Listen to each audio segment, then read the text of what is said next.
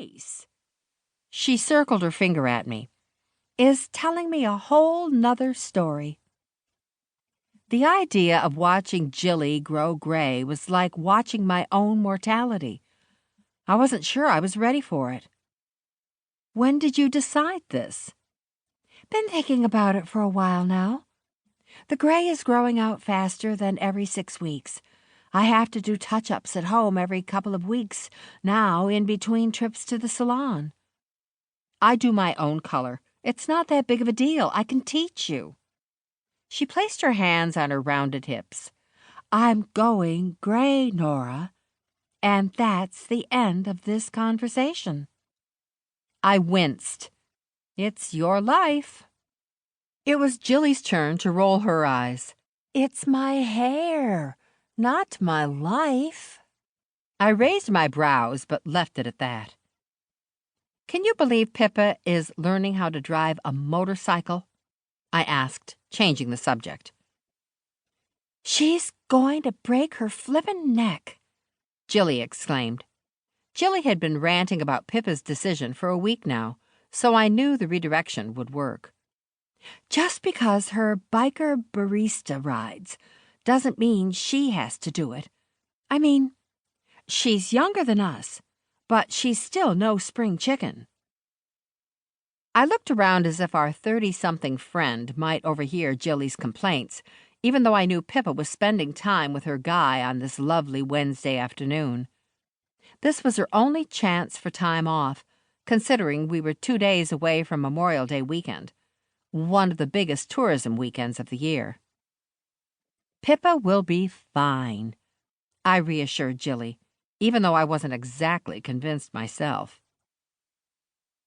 I wish I had futuristic visions instead of seeing past memories.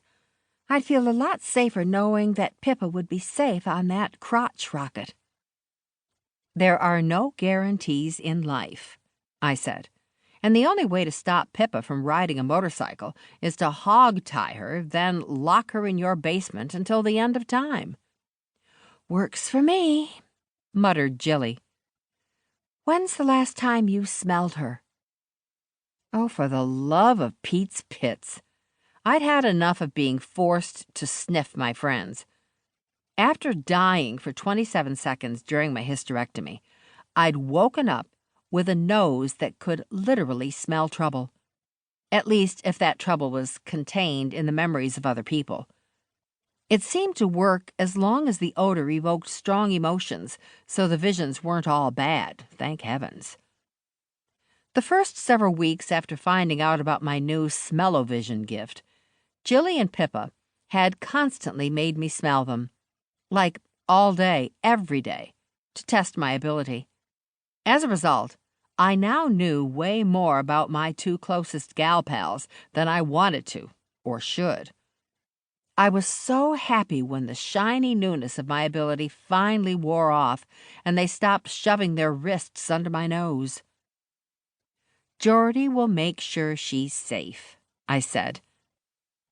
I'd given Geordie Hines, the tattooed owner of Moolah Lattes and Pippa's new beau, a lecture about Pippa wearing a helmet and pads at all times that served as a not-so-thinly veiled threat. Pippa was like our younger sister, and we followed the sibling rule.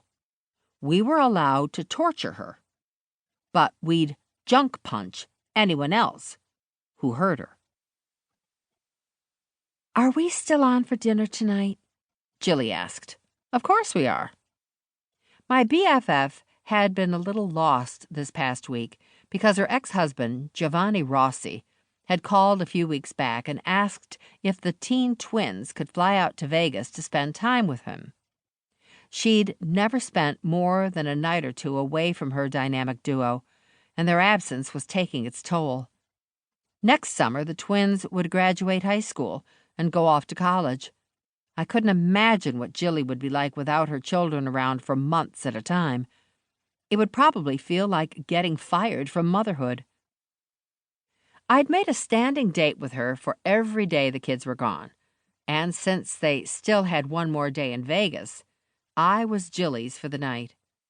She needed the company, and in all fairness, To keep listening to this audiobook, I've left you a link in the description so you can do it, at no cost thanks to Audible's 30-day free trial.